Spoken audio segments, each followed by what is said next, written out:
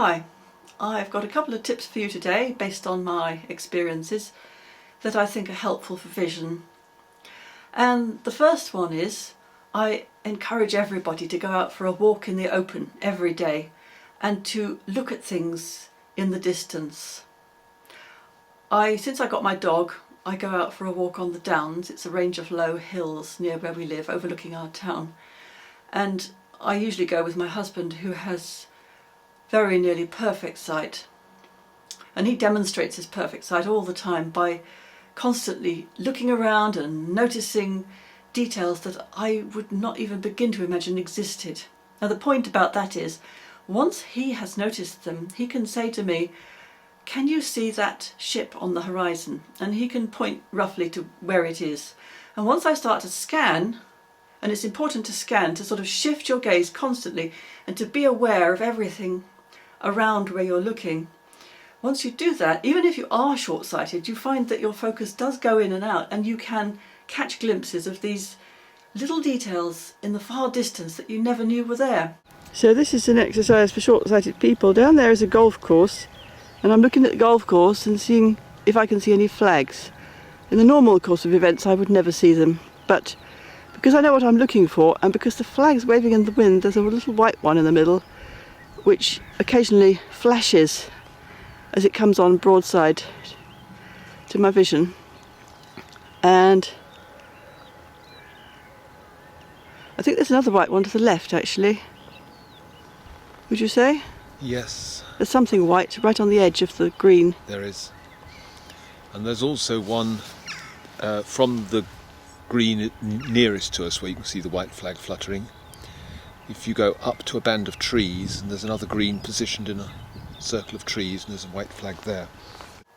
So go for a walk and go with a friend who has good sight. And the second thing is, I've had these Magic Eye books for years. Magic Eye 1, Magic Eye 2, Magic Eye 3. I was really excited about them when they came out, and I've sort of forgotten about them recently.